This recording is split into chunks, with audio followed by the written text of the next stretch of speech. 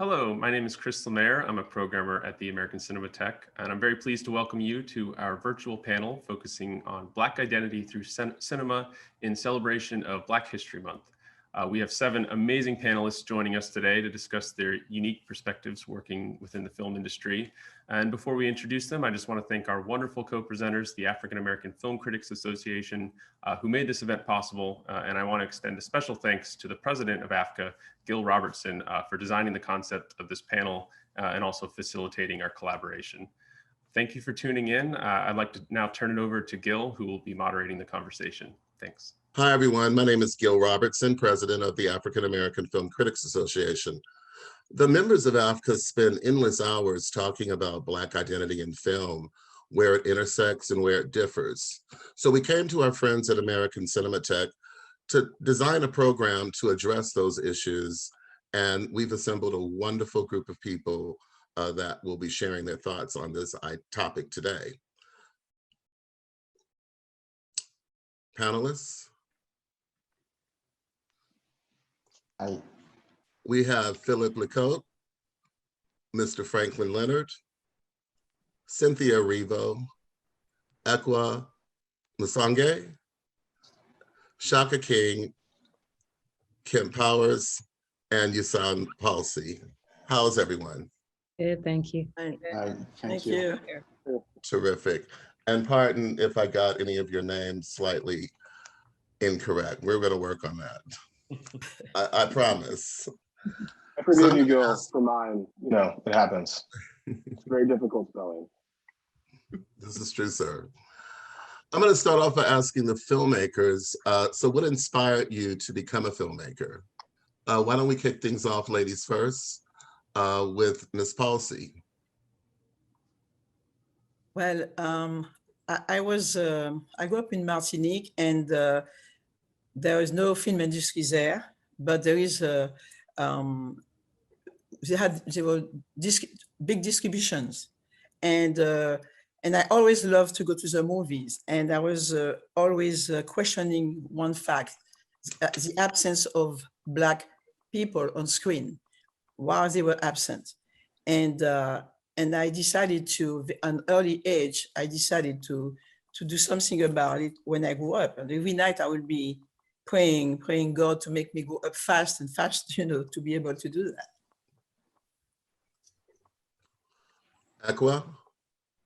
Yeah, I have a very similar experience to Ms. Palsy. I grew up in East Africa in Kenya, and even though my livelihood was surrounded by such colorful, interesting, funny, dramatic people and my family and friends, none of that was reflected anywhere in media. And I grew tired of it and decided that I wanted to become a filmmaker. So I became a filmmaker in rebellion to, you know, the 10 years that we had to watch Rambo on loop, basically. Wow. Philippe? Yes, I grew up in Abidjan, the main city of Ivory Coast, and my house was near a cinema, Magic Cinema, and usually my mother put me in this cinema, and she came after 20 minutes or 10 minutes or 1 hour. So I didn't watch a film completely. It was difficult to watch a film completely. And at this time, it was Bollywood films and Bruce Lee films. And I remember one day, one screening, there was a film of Bruce Lee, and a bad guy wanted to kill Bruce Lee. He came behind him, and a spectator in the theater jumped on the stage with his knife and killed the bad guy on the screen. And I say, wow. At this time, I decided to become a director, a filmmaker. Shaka King. I started writing short stories in high school and enjoyed it, and wanted to major in creative writing in college, but they didn't have a creative writing major. And so midway through my time there, my best friend and current day editor to this day started taking film courses and, told me I should try it out. And I did, and immediately knew like, this is what I want to do. Franklin and Kemp, I know both of you are producers, but certainly what lured you into your careers? Kemp, I'm gonna let you go first. Oh, well, for me, I mean, this is a second career. I mean, I was a journalist for 17 years. And honestly, I thought I was going to die a journalist, but as we all know, the internet fucked that up. So as my journalism career started contracting, I actually was able to take a Knight Wallace fellowship, which allowed me to do a sabbatical. And while at University of Michigan, that's when I started taking screenwriting classes. They have a really good screenwriting program. This was back in 2003. So we were deconstructing the script of Alexander Payne's About Schmidt, which to this day remains one of my favorite screenplays I've ever read. But after doing the screenwriting class, my professor convinced me to move out to Los Angeles and give it a shot. He just said that my voice was different than all the rest of his students. I didn't know whether that meant because I was the only Black guy in the class or whatever it was. He said my voice was different. I should give it a shot. So that's when I decided to come out to Los Angeles. And Mr. Leonard. Man, that teacher is definitely like bragging about that call now.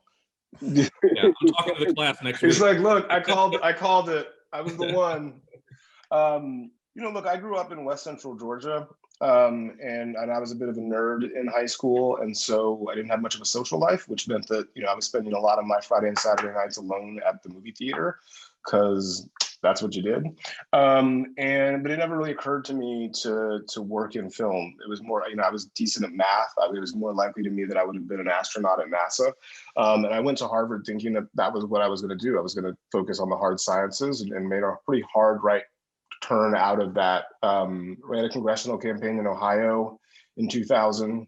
Was a management consultant. Well, wrote for the Guardian newspapers in Trinidad for 6 months, was a management consultant at McKinsey & Company, hated that job, but was fascinated by the business of entertainment, which is what ultimately led me to move out to LA in 2003. And again, I think for me, I've always been really interested in the ways in which narrative and storytelling have material consequences for people on the ground. It was my way into politics. It's been my way into film. And for me, it's sort of about where those two realities intersect. And so in many ways, it was inevitable that I'd be involved in storytelling to some extent. I don't think I ever thought, though, that I would sort of be involved in the business of entertainment. Now, Philippe, Ekwa, Euzhan, Ms. Palcy, so I'm sorry. How did American movies, Black American movies specifically, influence your identity as filmmakers? In Martinique, when I grew up in Martinique, we had American film coming there, but it was all white, or rarely you have a Black character. So, and I discovered African-American Black filmmakers when I went to France, actually, to study, but I have to say that as soon as I came to Paris to study at Sorbonne and to Le Lumière Film School, I discovered Sembene Ousmane, for example, the Senegalese filmmaker, and that's how I discovered Africa, through his films. And after that, of course, I got in touch with, I helped also some young filmmakers from Ivory Coast and from Mauritania, and I helped them to make their first film. And then I discovered Spike Lee, and I discovered all this generation of filmmakers, African-American filmmakers, while I was in LA later on. That's so refreshing, because one of the thoughts that that our membership had was that given the dominant presence of the American film industry, that most Black people in other parts of the world probably grew up interfacing with the Black American identity. So it's refreshing to hear that your introduction really was made from the motherland rather than from the States. Ekwa, what are your thoughts about Black American identity, and how were you brought into your development as a filmmaker? I mean, it was an important introduction because there there weren't any. We grew up with, you know, a lot of the Anglophone countries on the continent do more TV than film. So we had the Cosby shows, we had Webster, we had different strokes. But the only Black film that I remember seeing, African-American film, was Spike. Do the Right Thing was a late night screening. No, it wasn't Do the Right Thing. I wish it was. It was, well, I mean, all his films are wonderful, but it was School Days. That's what it was. It was School Days. And it was a musical. You know, when you're from Anglophone countries, we do musicals. But I didn't understand the politics of the film, but they said in the introduction that he was a Black filmmaker. So I was like, okay, great. I'm just gonna do what he did. And that was what sort of set me off on like, okay, there's a Black filmmaker that exists somewhere. I'm gonna follow in his footsteps. I got to NYU, no other Black people really there. And really similar to Miss Palcy, it was discovering Semben at NYU that kept me as a filmmaker. But it was the images from Spike Lee's films that got me into filmmaking in the first place. So that was important for me. Philippe? Yes, as my first image of African filmmakers was Souleymane Cissé. When I was child in this commercial cinema in Ivory Coast, we had a lot of Bollywood films and a lot of Bruce Lee films, and sometimes it was very rare, but an African films. And I remember I saw a shooting of Henri Duparc, who is a big famous director in Ivory Coast. But my first image from Black African American was were on TV with the series Shaft and Roots, the series about slavery, Roots. And with Shaft, it was our first time. It was very, very a surprise for us because it was the first time we saw a Black man in a real confrontation with a white man. And it was a surprise for us. Wow. Now, Cynthia, as an actress and a creator, what influenced your identity to want to become an actress and to want to take on these roles? For me in London, again, it's very far and few between when I was younger coming up to see Black people in film. But when it happened, it was like an event at our house. So the first time I think I saw a full Black cast was when I watched The Color Purple. And then it was films like Sister Act, the first film when I bumped into Whoopi Goldberg. And so it was like following Whoopi also really helped me understand that there was a way in which we could be seen in varied ways. So you're watching Jumping Jack Flash, but you're also seeing her do the work that she does in Karina. And those are the films that kept coming up. For some reason, I kept finding these movies. And that sort of was the inspiration for me, because really and truly, we don't have very many well-known actresses. When I was growing up, we don't have very many well-known Black actresses that were working full-time on television. We had one woman called Floella Benjamin, who was part of like a children's program. And she was really the only woman that I had seen that looked like me constantly on TV, but it wasn't in film. It was more like children's presenting. And so when I saw The Color Purple, something sort of woke up my senses, and I realized that that's something I wanted to do. That was a world I wanted to be a part of. Yeah. You know, the members of AAFCA were really struck when we spoke with Steve McQueen and the cast of Small Axe and learned that for a lot of them, the primary image of Black people were the African American. Yeah.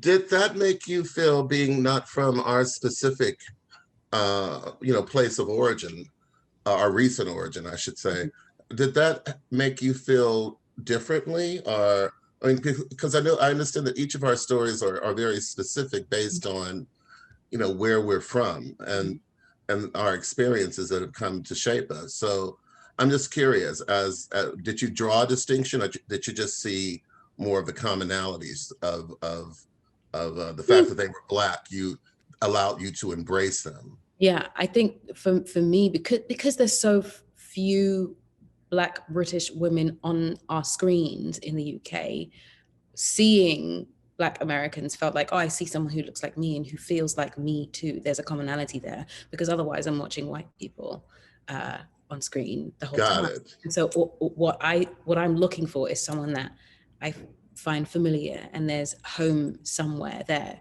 And so that's what I saw often when I was watching TV or a film, because those were the only images that I was able to get. So the fact that they were Black was enough. That was enough. Ms. Palcy, Ekwa, Philippe? Absolutely.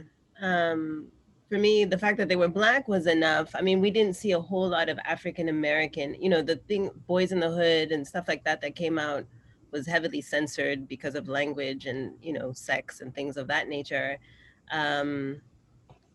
Yeah, absolutely. I mean, yes, because also knowing in East Africa, there's a lot of films that have shot, a lot of big Hollywood films that have shot in East Africa with absolutely no Black people in them.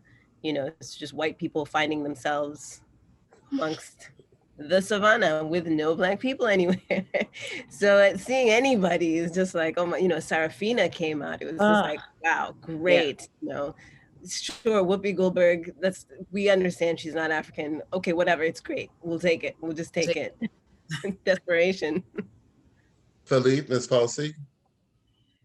Well, I remember seeing Orfeu Negro, Black Orpheus, yes, shot in Portugal. Mm-hmm. And that was actually the first time for me that I saw a movie with a Black character in the lead, Black characters in the lead. And that was so wonderful, and not in degraded parts, you know, degrading parts. And that confirmed my desire, that encouraged me, you know, to when I was saying to my parents, I want to be a filmmaker. I want to make films. And I was right. Look at that, how beautiful we are, you know. Yeah. Philippe? Yes, I will say that it's a little different, because I lived in Ivory Coast and in an African country. So it was not about the color, but it was about the reality, our culture. It was very important to discover African films, to have our culture on the screen, because it was very rare. And I remember Finier by Souleymane Cissé. Maybe it was my first shock when I discovered that I discovered the African culture on the screen. Now, frankly, you know, I have to ask you to pipe in. I mean, what are you looking for? Well, I feel like you have something to add. I mean, look, my thing is, look, I think the reality is that there's a paucity of Black faces on screen wherever they're from. Right? There's a little something wrong with your volume, just so that you know. Yeah. All right. Is that a little better? No. A little. Come back to me. I'm going to get a speaker. Hang on. Okay, cool. Kemp, Shaka. Any thoughts? Okay, we'll go on to the next question, and then Franklin, we'll come back to you. And certainly if you want to revisit this, that's fine at a later time. We have some questions from the audience. And these are for everyone. How important? Yo, I'm back in. I can jump in and try to like go. Okay. So look, I think my issue is that there has always been too few Black stories put on screen. And that's African American stories, Black British stories, African stories, etc. And I think what's fascinating for me is that all of us grew up watching what was available, and disproportionately what was available was white American stories, right? And then secondarily white European stories, and then beyond that, a very small group of stories. And we were all very excited when we saw them because we saw ourselves in them, not just the color of people's skin, but the actual cultural signifiers, whether it be music, how we respond to our family, the source of that music, whatever it is, right? So when I watch small acts, right, I'm seeing myself in it because I see people that look like me, but I'm also recognizing sort of the cultural vibe of a restaurant where people come to break bread and listen to music and dance. You know, I'm seeing the experience of going to a school where I'm assumed to be smarter, be less smart than my peers because of the color of my skin, when in fact, it may be the opposite. And so I think that what's notable for me is how universal that experience is throughout the diaspora. And that's what's most interesting to me. So for me, I'm interested in seeing as many different kinds of Black stories as possible. And I think that there need to be more of them, period. And that's sort of my primary focus. You know, I finally got a chance to watch Judas and the Black Messiah last night. Shout out to Shaka. The film is brilliant. If you haven't seen it, you need to do so immediately. And it occurred to me, and it was sort of doubly reinforced by Philippe's comment about Shaft being the first time that he saw a sort of Black man standing up to white people. How many Irish liberation films have we seen in the history of Hollywood? Right? Or films about white people standing up for liberation and self-determination, right? I mean, I can think of off the top of my head, Braveheart, Rob Roy, there are endless stories about the Troubles, but how many stories of Black liberation have we seen? And I think we all can guess as to the reasons for that. But I think that dynamic is the thing that most intrigues me. And I just want to see as many Black artists as possible have the self-determination to tell the stories that they choose to tell as they see fit to tell it. And somewhat selfishly, because I just want to watch them. Mm-hmm. That's a good point. I feel like that's what makes Ousmane Sembène and Souleymane Cissé and all of those so special too, because those were a lot of the early films that they made as well was about liberation and people having dignity and that kind of thing. Great point. Yeah, it's interesting because I didn't realize when I guess I should give my family a little bit more credit. I didn't realize how conscious they actually were when I was a little kid. And I think Shaka and I were talking about this before.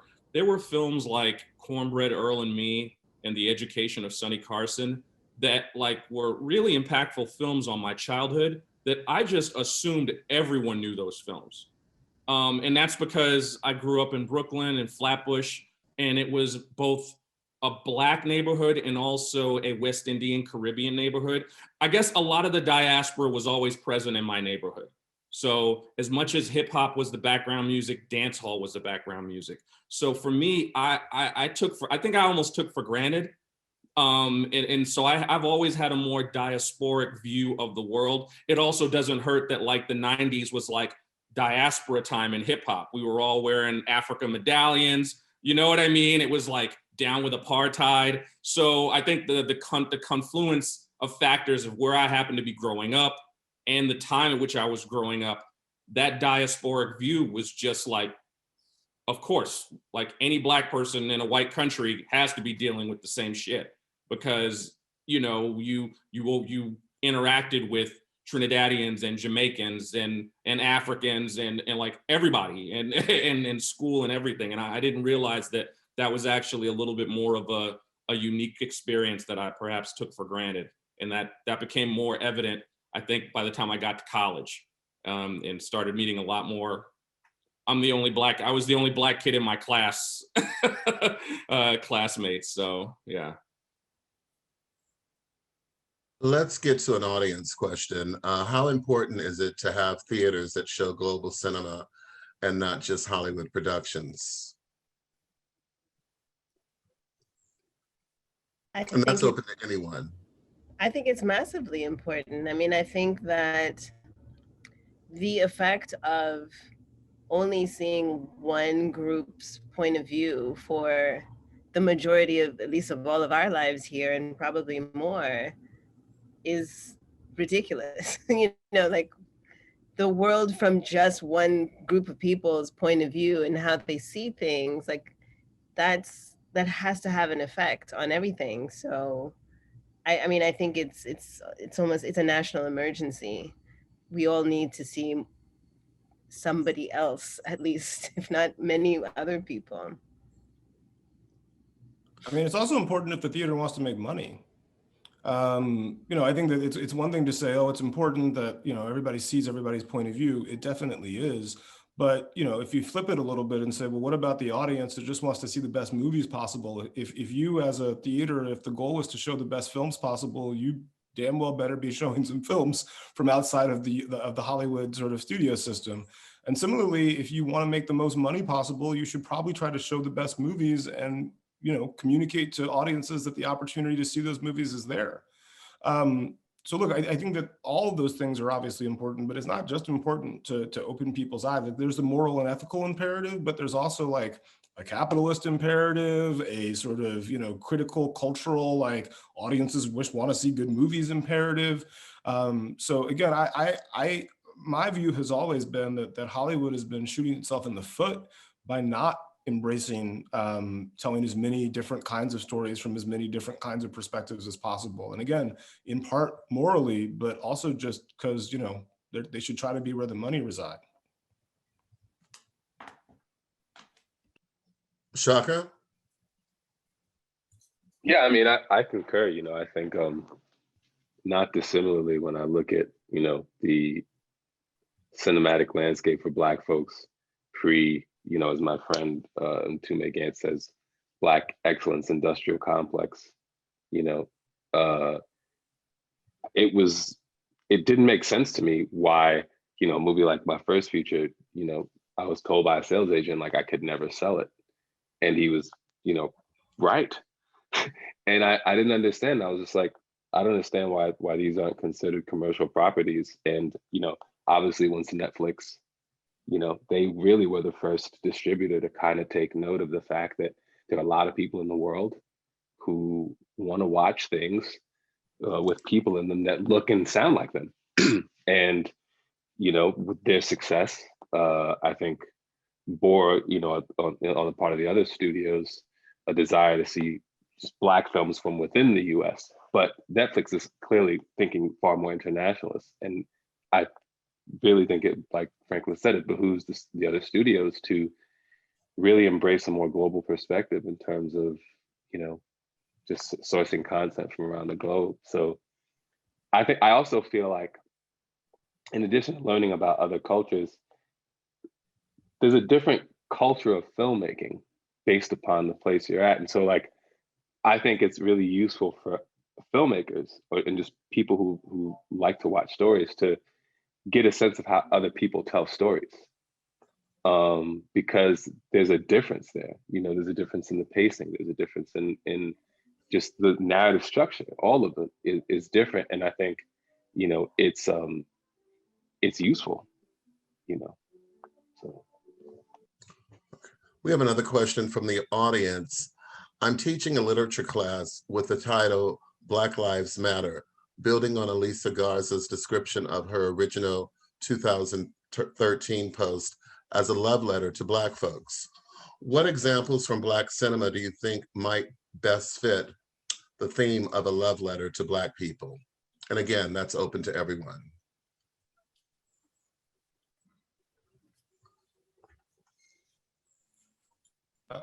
Let's just start with every movie made by all the filmmakers that are here. Exactly. As I think about it, I was like, well, definitely Judas, definitely One Night in Miami, definitely Dry White Season, definitely Farewell Amore, definitely everything Cynthia's done.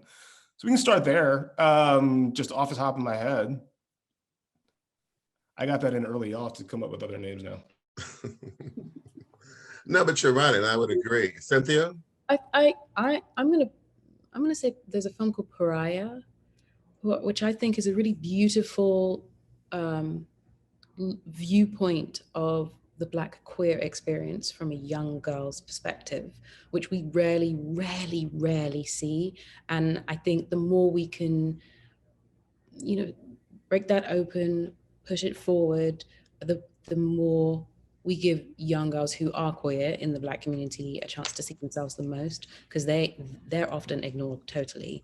And And I think that is a love letter, because it says that love for us is also complex. Love for us, we also go through those growing pains of discovering ourselves and finding out how we love and how to reconcile with that if it's hard to understand. I think that that's a love story. Definitely. Yeah. Yeah, shout out to Dee Reese and Adapero. That film is incredible. Yeah. Absolutely incredible. Beautiful. I often go to films that can make my mom kind of lean in. I don't know, my mom's a great litmus test because she loves to laugh and she loves to cry. So I think back on like movies like Robert Townsend's The Five Heartbeats. That was a movie that like, she's talking to the screen the whole time. And those are the types of movies that I always see as love letters when I'm sitting there watching with my mom and I'm like, can you keep it down a little bit? I can't. And she's just like, oh, that's right. And oh yeah, that was his boy. And it's just, those are when it evokes, when it pulls something out of you, when you can't sit still. For me, I think that would have probably been like The Last Dragon, Barry Gordy's The Last Dragon, which I saw in the theaters on the Fulton Mall when it first came out. And if you know The Last Dragon, in the beginning, he goes into a movie theater where everyone's smoking weed and talking to the screen. And that was how the cinema was on the Fulton Mall when I was watching The Last Dragon. So those types of things that really do feel like it was made for you, if that makes any sense. Yeah, and so those movies really, I consider those love letters. Kemp, did you see the documentary about the Five Heartbeats? No, I haven't seen it yet. No. If you can see it, I think it's on Apple. And if you're looking for something to pull at your heartstrings and make you weep, that would be it. Yeah, that's a special movie. It really is. Very much so. Really special movie. I'm going to keep and say one more, The Wiz. Sure. I had never seen, until The Wiz, I had never, ever seen us in all our glory in that way. To see us, that the scene when they're about to see Oz and they're going from green to yellow and red, and you're seeing all the black models walking by and their clothes are incredible and it's all high fashion. I had just never seen that. I had never seen that. And it really, I felt like, one, Quincy Jones is a genius. That's it. And two, to see Diana in that central role that was, originally given to a white girl. It was Judy Garland, who is wonderful, yes, but to see someone go, well, actually, this young woman can do this too, and these people are just as glorious, and the skills that were displayed for our viewing pleasure are beyond belief in that movie, and I think I've watched it a good 50 times at this point. Mm-hmm. How do each of you express your unique identities through your work? Let's start with you, Philippe. I will. Today, I come from a country who was a small industry, I would say. Cinema is it's a beginning of an industry, cinema in Ivory Coast, even if we have, I would say, 10 old directors who are very important. We have a cinematography, but we have not a real cinema industry. So for us today, what is very important is to make films, but to make films with our own vision, with our own culture. It's important. In my film Night of the Kings, it was important to have this part of magical realism, because it's our way to see the world. Ms. Palcy? Yes, I'm shaped by multiple identities, being born in the Caribbean, French Caribbean. So, there is a beautiful melting pot there. You have, and it's on in the American continent, and you have African European, you have Amerindian, you have Asian. You see, so and my work reflects all that. So when I am for example, in Africa, I feel like I'm in Africa and I can make a movie about Africans. You see, when I'm in the Caribbean, the same thing. When I'm, for example, in LA or New York or in the state, I would say. So, and I tell a story about African American. I feel very comfortable as well. Yeah. Ekwa? I think for me, having multiple identities, growing up as an immigrant in a number of places, for me, what's really important has always been language, and the way that we language our different Spanishes, etc., patois, etc., and you know, like the ways in which Black people express ourselves, I find it so unique, because there's language and then there's also like body language and gestures and facial, you know, there's whole conversations that can just, you know, just facial expressions where like nobody's actually uttering any words. So those kinds of details I find really exciting, as well as music and dance, because I feel like those are some of our most ancient ways of not only communicating, but keeping our cultures and our histories. I feel like a lot of our DNA has been passed along in how we move, what we move, and when we move it. And so those kinds of details are really important to me. Mr. King? I would probably concur. I think probably language for me. It's really, I've really always been into sort of the specificity of the ways in which we communicate. Slang is really always been big for me. Slang has always been really intrigued me. And so the regional nature of it.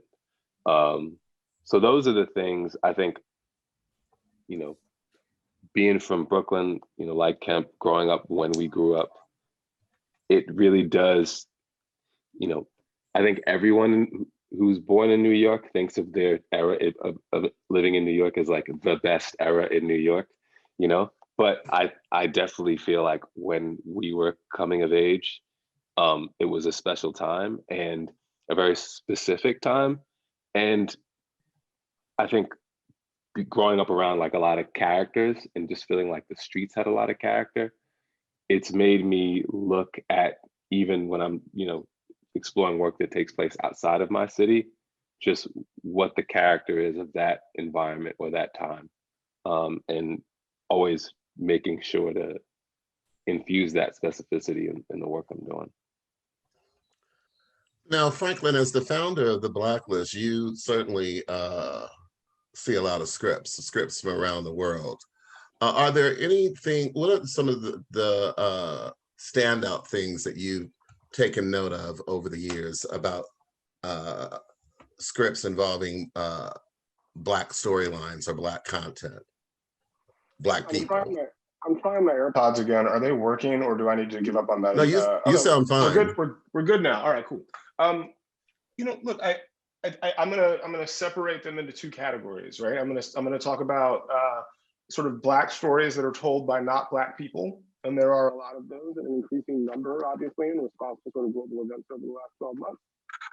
And then, you know, sort of stories that are by Black folks, and then I think that there's, you know, it's no different than the stories that are written by white folks about the white experience. They are varied and significant. Am I losing the ear thing again? When you lean closer, it's better. If I lean closer, it's better? Jesus. All right, hang on. Well, no, just take them off. Apparently not. All right. All right. No, there we go. Unmuted. All right, I think we're good now. Okay. Unbelievable. Steve Jobs is going to get a letter. Anyway, I think that Black scripts are no different than any other kind of scripts. They are an attempt by a storyteller to tell something about what it means to be human. And sometimes those humans happen to be Black. Sometimes those humans are not Black. And I think that that's as it should be. And that's really been my experience. The one thing that I would say though, and I think this is true, I keep going back to this quote by Ryan Coogler specifically about female directors. And he said that women are better directors than men because women, by nature of the reality in which they live as women, they have to be more emotionally sensitive as a matter of survival, right? You have to clock subtext and text and all of these other things, right? And so then you have to then be able to communicate that back as part of your storytelling. And I thought it was a really interesting point. And I would actually argue that a similar dynamic is at play for Black folks telling stories as a matter of their survival, right? As a Black man in America, I am hypersensitive to human interactions. When I walk into a room, I am clocking a lot of different things that my white peers are not by necessity, right? Whether it's a double consciousness, a need to be a chameleon to navigate all white environments versus all Black environments, whatever it is, that is the basis of filmmaking on some level. What is the set and setting? What are these characters? What are they thinking? What is the subtext between these two characters? I think all of us at various times, and especially if you are a Black woman, a Black queer woman, you're having to do that as a matter of survival, right? I also think that because all of us grew up not seeing ourselves represented on screen, we are able to appreciate stories that don't necessarily reflect us in terms of our appearance, right? Like I'm a huge Wong Kar-wai fan, right? And if I can be a Wong Kar-wai fan and think of In the Mood for Love as one of the greatest contributions to cinema of all time, I would certainly hope that a white male critic can watch Pariah and see themselves in that main character. And if they can't, it's because they're not able to appreciate film, appreciate the storytelling in the way that one needs to in order to be a great filmmaker, in order to be a great critic. And so I think in the strangest way, we have a competitive advantage because we have had to externalize outside of ourselves. We have had to recognize great storytelling, great cinema that didn't necessarily look like us because we had no other choice. It was that or throw the whole art form away. And so I'm fascinated by the notion that, like, you know, we have had to, it's like training at altitude on some level. So when we have the opportunity to tell the stories, you know, and train and perform at sea level, maybe we overperform. And I think, by the way, if you look at the numbers in terms of box office success, might be true. Kemp? Yeah, I mean, I agree with what he's saying. And I mean, it actually, hearing Franklin talk about that, it reminds me of how things were when hip hop first started. You know, like now we're looking at a music form that's the dominant music form in the whole planet. 80% of the world's into hip hop. But there were always questions about, would anyone ever listen to this music that's so specific to the ghetto, so specific to that no one will ever get into it. And it's interesting because I was a playwright before I was a screenwriter.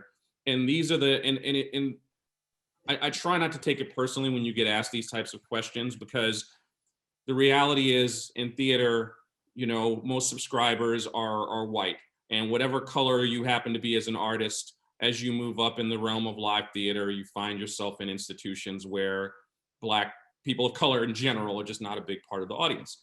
And inevitably you'll find yourself doing Q&As where someone will ask you some question along the lines of, are you concerned at all that this hyper-specific story won't connect to this audience? And I've always answered that question the same way. I said, if based on that logic, then no one should watch The Godfather or Sopranos who isn't Italian, because that is hyper-specific to a culture, as specific as anything Black I've ever seen. But that question would never pop into your mind. I've watched more plays hyper-specific to Northern Ireland, something that unless you're Northern Irish, you don't know what the fuck is going on. You know, I didn't know what the Troubles was going into half these plays, but I could still enjoy the play, correct? But when it comes to Black people, you get this ridiculous question that by being hyper-specific, the very thing that allows us to connect on a human level, when you see someone different experiencing something familiar to you, that allows the connection.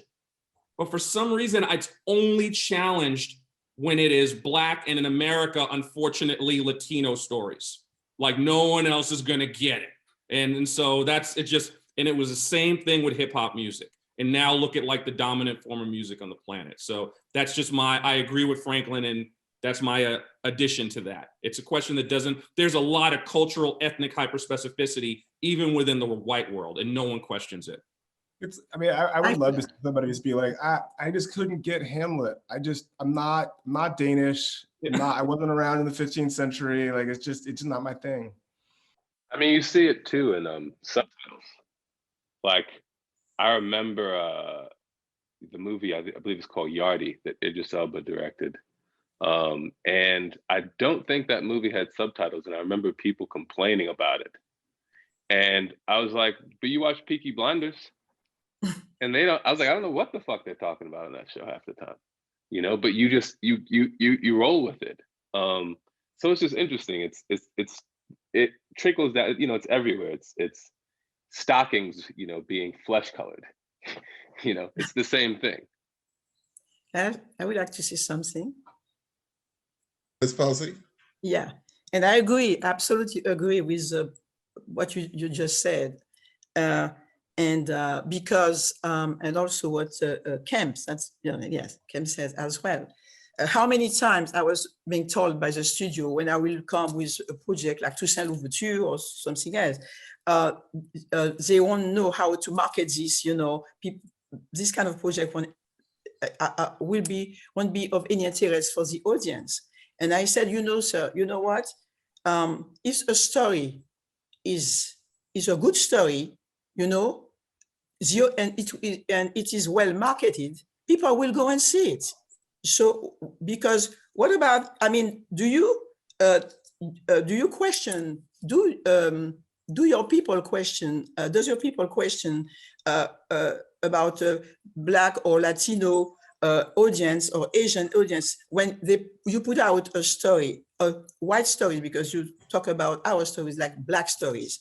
If the story is good, they will go and see it, because this is very important to what you just said, because if they market the movie, if the movie is good and you put a good marketing behind it, it will work. Like, for example, people are, how many times I heard people talking about who had the project about the Chevalier de Saint-Georges, and was a very famous musician. And they will call him the Black Mozart. That, I'm telling you very honestly, the Black Mozart. The same thing with Spartacus. They will call it, they will call Toussaint Louverture the Black Spartacus. And I say, we need to stop with that, because why do you want to put, the name of a very famous white person just to validate the Black person? And so people will say, oh, Mozart, or oh, Spartacus, okay, let's go and see it. No, you need to make the movie and educate the audience.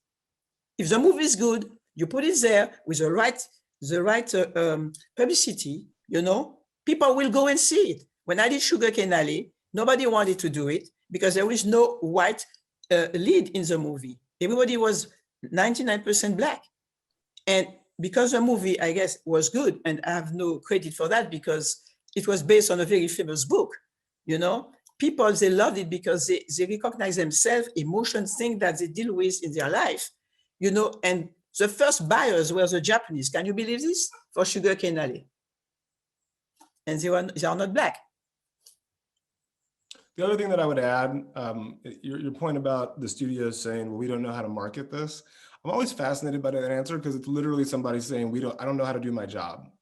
Wait, frankly, we're going to get there. We have a whole battery of section dedicated to that. I'll save my rant for later then. All right. Any other, Cynthia, Ekwa?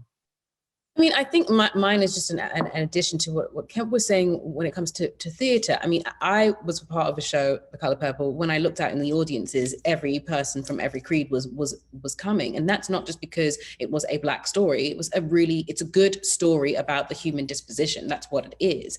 And I think that, it's the reason why Hamilton did well. Hamilton is wildly told in the form of rap, and your main audiences are older white people.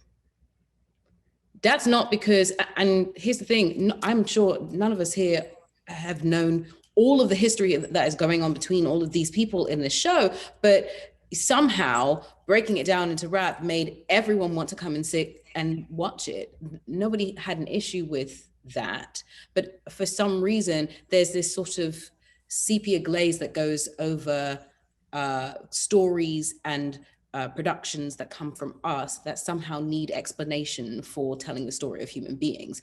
But I think that's, in my opinion, laziness. And it's a way to degrade the stories that we also are willing to share. Because after all, once you look beneath our skin, we are humans and we bleed the same and we have bones that are exactly in the same formation, lest we have something that is genetic. And so we also deserve the same viewpoint that if this story is worth telling, if the story is good and unheard of yet, if we haven't heard this story, if we don't know this story, then should we not share it? And I guess that that's the work of those who are keeping us from doing so. Ekwa, Philippe? I mean, I agree with everything. I think we struggle with distribution arm of our, at least in the US, of, well, probably Europe as well, that are just sorely have no kind of imagination. It's like saying, you know, I've eaten broccoli all my life. The idea of eating string beans is just like way too radical for anyone. Like, nobody will ever do this. How can anyone ever eat string beans? Like, it's outrageous. And I support what everybody said, the subtitles, the everything. Thank you. What areas of the Black experience? I'm sorry, Philippe. No, I'm agree with everything, and I want just to add a specific situation from French-speaking African French-speaking countries, because usually with our cinema, money comes from France, and France is the old colonizer. So it's not you can earn in France in a member of a fund who will say it's not enough African, for example. But what does that mean? It's not enough Africa. There's not enough women with babies on their backs. Yeah. There's not enough. It's not enough African, or everyone has his own Africa. I mean, because I've had that experience. I've had that people say that to me about my work, or questioning about, like, you know, we're not seeing enough problems. These people look really happy. Shouldn't they be talking about whatever war took place? Shouldn't their clothes be more sort of colorful and less European? So it also, I think, depends on, and I agree with you in terms of that being present, but I think it comes kind of from the same place of, it doesn't fit my idea of Africa. It doesn't fit my idea of Black imagery. And so therefore I'm questioning whether you really know what you're doing. Yeah, but because today I will speak about France, because I'm also French and I know France.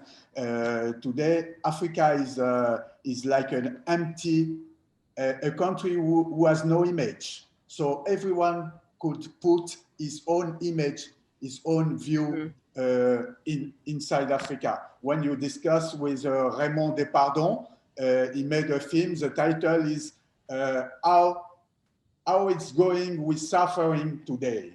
And Raymond Depardon said to Abderrahmane Sissako and other directors in a debate in France on TV, he said, it's by this way African people said hello. And African director Abderrahmane Sissako, he said, where? In which country? Because Africa is very big. Yeah. So you have this kind of old debate because we are in a colonization spirit. Yeah. Right.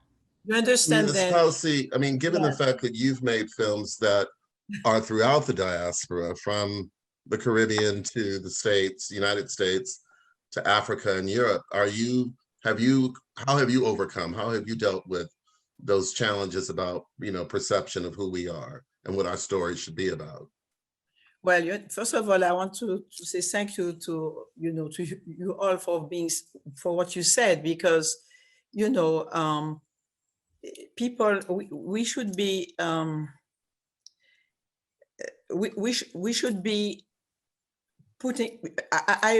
That's the reason why I would say that's the reason why we need to have more Black directors, more people making movies. And also, when I say that, but in Africa, in the Caribbean, in the States, because we need to educate certain audience. We need to tell people when we are making a movie who we are, what kind of, what is our life, That's very important. So when I am, actually, when I did a movie, Dry White Season, I didn't have that problem. I was, as I said earlier, very comfortable, because wherever, my people are, I believe that I should be comfortable. I should be able to work with them, and also because you learn more and more, because I'm not South African, but I had a lot to learn. But because I'm Black, and I know what the problem is, and I'm concerned by being the filmmaker that I'm a filmmaker on a mission. I'm sorry, but some people might not like to hear that, but I'm a filmmaker on a mission. That's why I know why I decided to make films. So when I make a movie about South Africa, is because I feel comfortable, and I think that I have the right to do it, and do it with the people. That's why I fought very hard to make sure that the actors, the Black actors in a Dry White Season, with all due respect to my African-American brothers and sisters, they should be Black. They should be Black South African people, give them a chance to portray themselves, speak for themselves, and tell their stories. So that's the kind of work that I do when I'm in the States. I'm not going to bring people from outside forcibly, except if I can do that. I have the right to do it. If my story, to tell my story, I need that person to tell the story, I will do it.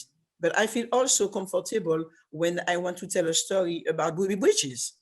You see, I'm not American, but I'm concerned by all of these things, So I learn, and I work with the people, and I try to make the most accurate story. What areas of the Black experience would each of you like to see explored more of in the future? Because our stories usually fall in one or two or three pots. I mean, short answer, all of it. Well, no, as we continue on and on and on, I realize we could be here all week, literally diving into this subject, but in brief. No, I mean, but that is my in brief answer, is all of it, and I mean including further explorations of our trauma, right? And I know that everybody's like, oh, I don't want to see another slavery movie. Like, there haven't been that many slavery movies, if we're being real about it, especially if we're talking about relative to the impact of the triangular trade to the course of world history and the sort of world trajectory of literally billions of people, right? Again, how many films have there been about Irish liberation? How many films have there been about slavery? And so for me, I want to see all of it. I want to see Black pain. I want to see Black joy. I want to see Black liberation. I want to see us as three-dimensional human beings that have the full human experience in the face of the same obstacles, some different obstacles, admittedly, that every other human being has, but I want to see us presented as fully human. One of the many things that I loved about Shaka's movie, sorry to keep blowing at your spot, Shaka, but it's an exceptional film, is that, it's one thing to show Fred Hampton as, the guy who gives amazing speeches. It's a completely different one to show him in bed with the woman that he loves, cracking jokes, and this moment of sort of pure human intimacy that we all recognize from our own lives. That is what I'm most interested in seeing, is the full scope of Black humanity presented in as many different kinds of stories as humanly possible, because we haven't gotten to make that many of them yet. Cynthia? Yeah, I would agree. I guess, I mean, there's not much to add onto what Franklin was saying, but I guess in a microscopic way, more of the intimacy that we have between each other. What you were speaking about when it comes to, sorry, Shaka, I'm going to do it. Your film, when you see Fred Hampton and his wife, and they're just together, and it's an image that I don't get to see very often. One of my favorite films is Call Me by Your Name, and what makes me sad about watching it is that I haven't yet to see something that gives us the opportunity to explore love in such a sensual and delicate way, where it's not just about the humans together, but it's their human experience in the world together. It's how they interact with the people around them because of what they're going through together. I haven't had the opportunity to see that, and definitely not when it comes to Black women. We have yet to have that moment where we're front and center and it's our story. And even more specifically, and it might sound like I'm harping on about it, but it's something that we just haven't seen enough of when it comes to queer love, Black female queer love. That just right now is almost non-existent. And that's something that I would really love to see. Because Or Black male queer love, you just don't see it. Yeah. And but in the way that doesn't feel caricature or exacerbated by it for some reason when those stories are told, it becomes the humanity is pulled from it, and I would like to see that more. Yeah. Ekwa, I'm sorry I cut you off earlier. That's okay. I was going to add to say, for me, I'd love to see all of the above, everything that Cynthia and Franklin mentioned, and stories about just normal folks, just normal everyday folks. You know, we get to see, oftentimes it's sort of the biopic of the most amazing person that ever existed or the most wretched person that ever existed. You know, in terms of African cinema, how many child soldier films, how many Mandela films, you know, but then like between those two, we barely have anything. Or, you know, we have stories about people that are defined by their problems. And we all have problems, but I think that as like other people, we can also love each other. We can also laugh, have humor, have dinner, you know, have other cares in the world other than our immigration problems or our social problems or, you know, political problems, racial problems. Like, we don't actually just talk about racism all day long in our homes. We actually talk about other things too. So just normal ass people. That's what I want to see. A friend made a joke earlier on this year. She said that she'd sat and she watched a film of a white woman eating a pie. That's all the film was. That's all it was. And she said, I highly doubt that if I, a Black woman, was to pitch that same movie about a Black woman sitting, eating pie and just thinking about her day, that anyone would be interested in seeing it. Yet still, there needs to be a riot involved. What happened after she ate the pie? Right.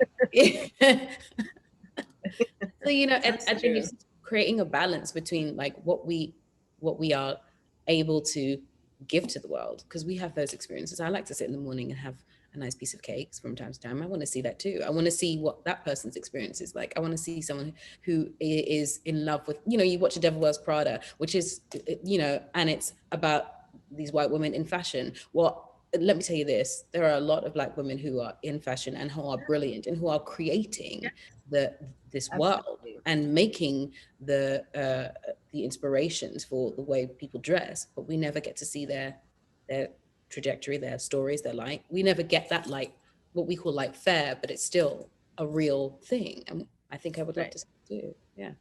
Devil Wears Prada, set at Ivy Park, done. I want to see done. I'd like to see some slow movies. Yeah. Because I feel like with us, they're always like, hurry it up, let's go. Like, make it faster. Can you speed it up? You know, and that was the cool thing about Sylvie's Love, is that it was just. you know, more just slow, you know, like a movie like Nomadland, where it's just, you know, a woman going around, roaming, you know, drinking a cup of coffee in the magic hour. You know. Now, Kemp, what about you? What are your thoughts? Because of course, with Soul, you made a movie that offered a different type of Black story. Yeah, I mean, in terms of what I would love to see, and it's something that we're seeing a little taste of here, I'd love to see an actual film about the communication and miscommunication between the diaspora. I mean, to be perfectly honest, I remember a freshman, I was a liberal arts student at Howard, and a required freshman class was called Black Diaspora. And for me, that was an eye-opening class. I mean, it was the class where there were Black Americans with our African medallions, with Black Bermudans, and let's just say we had a lot of very uncomfortable conversations, and you realize how much we misunderstood one another. And before this COVID thing happened, I mean, the reality is London's probably become a second home. Since my play ran at the Dunmar, I probably go there 5-6 times a year. And one of my friends there made a great observation, a joke actually, where he said, every country loves everyone else's Black people more than their own. And he said, and you know, and I realized that because I remember I was traveling in Paris, and a friend of mine there said, I'm like, it's so great here, everyone's so nice. And he's like, that's because you don't speak French. He's like, if they mistook you for a local, then you'd get a whole other Parisian experience.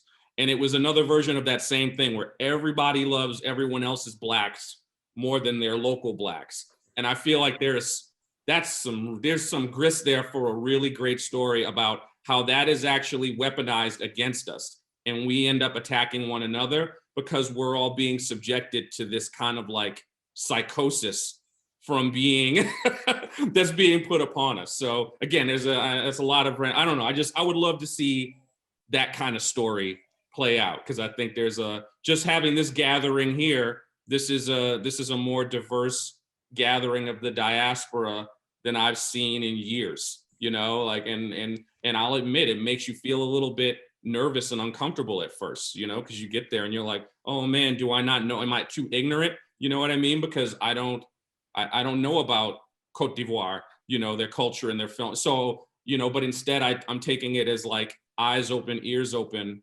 opportunity to learn something. And I think we could all kind of stand to have something like that. Let's talk about Hollywood. So how would we rate the level of support that the studio system provides to Black projects that aren't, particularly those that aren't boys in the hood, are a slavery pick, but stories that really delve into who and what we are, which are multifaceted, complicated people? Well, I don't think that Hollywood is really invested in that kind of storytelling, whether it's Black people or not. You know, I think true, but like Cynthia said, they did it. Someone did greenlight the film about a white woman eating a pie. No, I mean, certainly, like there are those differences, but I think overall, to a large degree, you know, Hollywood is just incredibly focused on what's going to make them the most money. Exactly. And, you know, I think Franklin said something interesting about, you know, it would make more sense financially for studios to invest in the best movies, but they don't see it that way. The best movies would be ones where we were multifaceted, where, you know, they're just more interesting and compelling. They're the movies that people talk about, you know.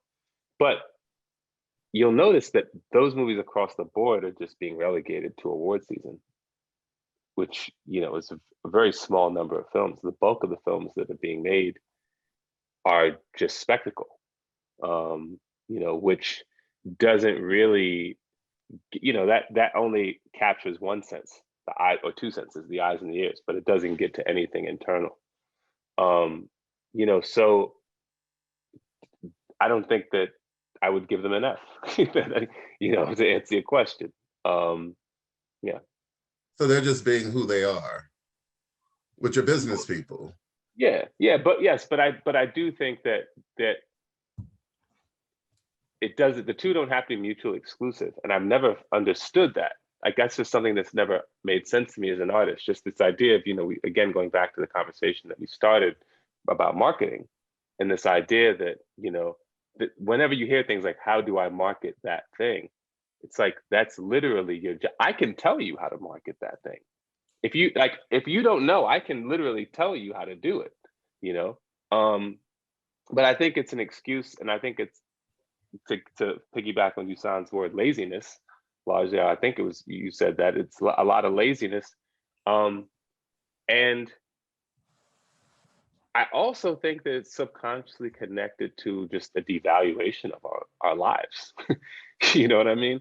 That's where that's the heart of it, that I don't even think have the ability to acknowledge. But I'll never, the most, I mean, they were words that hurt, but I'm so thankful that I heard them, was when a sales agent told me, like, I can't sell your movie because you have Black actors I never heard of them. And I immediately understood that he was saying that my work was worth less because it was made by me and it featured people who looked like me. And that was just worth less to them. And it hurt, but it also, I didn't think, oh, I'm the problem.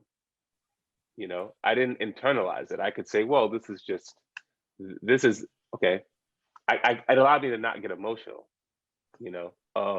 and so that's how I think it's a healthy pessimism to have towards Hollywood, and I think it's just important to sort of understand and recognize that then they're never going to be invested in us putting forth stories with holistic narratives about real people. Yeah, I mean, I sort of want to challenge the notion that Hollywood wants to make the most money, because I would argue that they don't. Because if you're trying to make the most money, you would be greenlighting more films made by women, made it about people of color. And that's not me saying this is a Black person who wants that to be true. The numbers bear this out. If you they also want films that speak to a certain status quo as well. Well, that's sort of my point. I mean, I think we all know it's not laziness, and it's not even necessarily a subconscious devaluation. It's very simply white supremacy, and it's misogynoir, and it's misogyny generally that drives a lot of these decisions. I think we have to remember that the upper corridors of Hollywood power are less diverse than Donald Trump's cabinet was. That's a fact. You can fact check it. And I think we also have to recognize that if you look at Black film coming from the studios in aggregate, they get lower budgets, smaller marketing budgets. They are distributed in fewer international territories and get less support than when they do. And yet, despite all of that, they actually deliver a higher return on investment dollar for dollar than equivalent films, right? These are the facts. These are the numbers. And so if you were actually interested as a business person in optimizing your profit and optimizing your business outcomes, you would be making a different bundle of films. Now, when I said that I think that Hollywood should be interested in making the best movies, I'm not saying that every movie that a studio puts out should be like a Black Terrence Malick film, even though I love those films. I believe that spectacle done well qualifies as the best movies. And I also think that spectacle can deliver on more than two senses when it's done well. My point is that you can't make product for 30% of your audience, specifically white men, and expect to deliver the best business outcomes. If Crest toothpaste only made toothpaste and only tried to sell it to 30% of the population, their CEO would get fired and replaced with someone who said, how about we make toothpaste for everybody, right?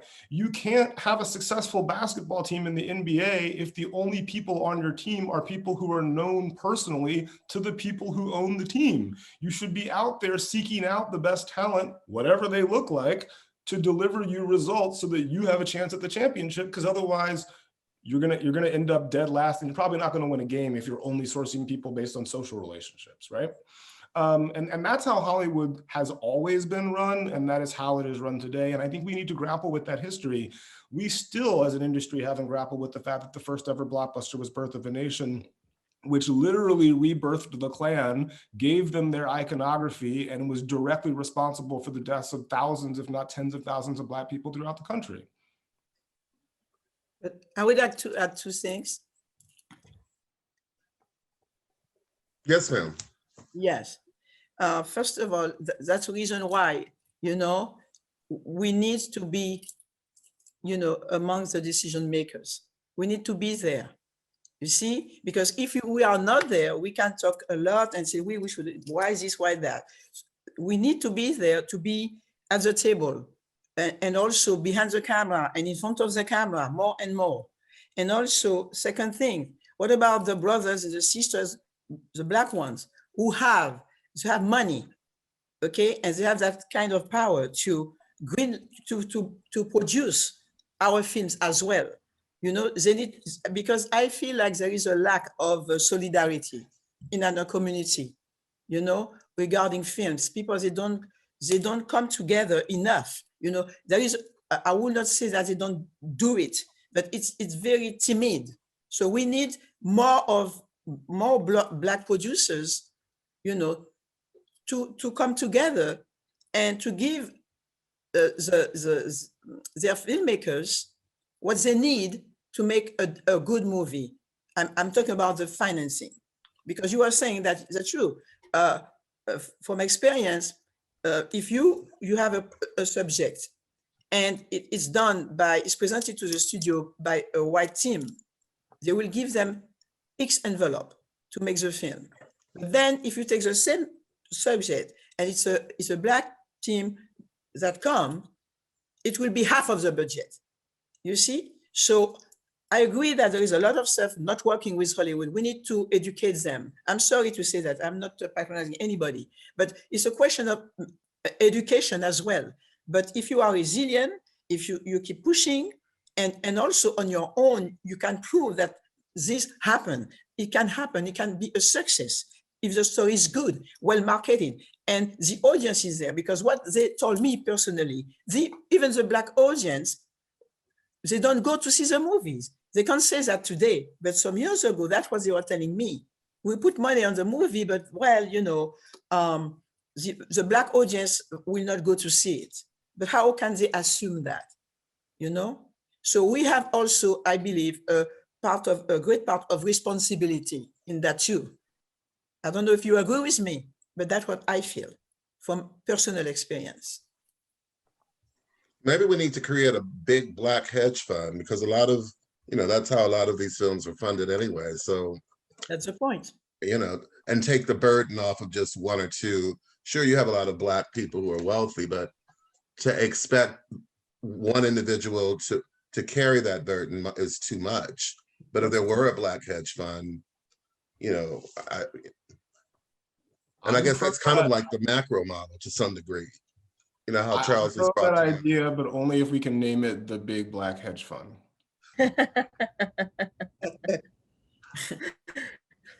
Let's talk about the streamers and what the difference that they're making in the game. I mean, clearly they have. I mean, Netflix being one has certainly opened up the door to a number of filmmakers, as Ekwa, as you stated earlier, who are telling a variety of stories. So, I mean, do you feel that it's a good thing? Do you feel that we need to see more companies adopting that type of philosophy and approach to building their platforms? And that's also a question from the audience, although I messed it up.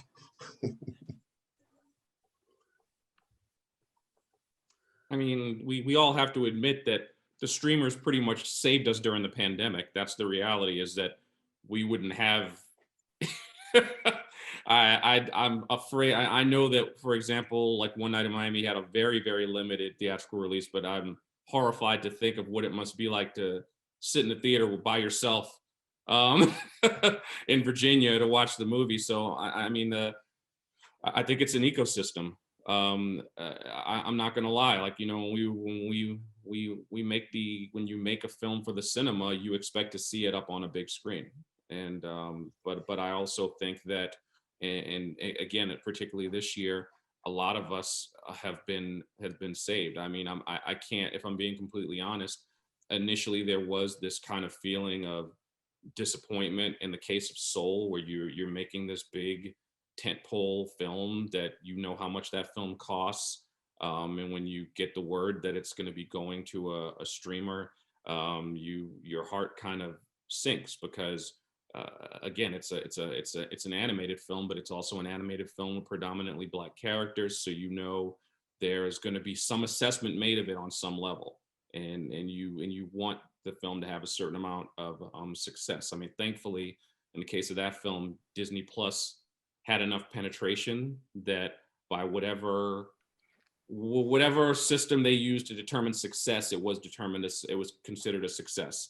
And I mean, I was actually pretty excited to find out that the film was the second best performing Pixar film ever in China, which is another very interesting thing when you consider, you know, and the number one in China was Coco. So the best selling, even two Pixar films, were the ones with the Mexicans and the ones with the Black dude. So I kind of feel like I hope that Hollywood has an incredible ability to not learn the lessons it doesn't want to learn, to only learn the bad lessons. And I hope that in this pandemic, there are still some very positive lessons, particularly as it pertains to, you know, films led by Black characters.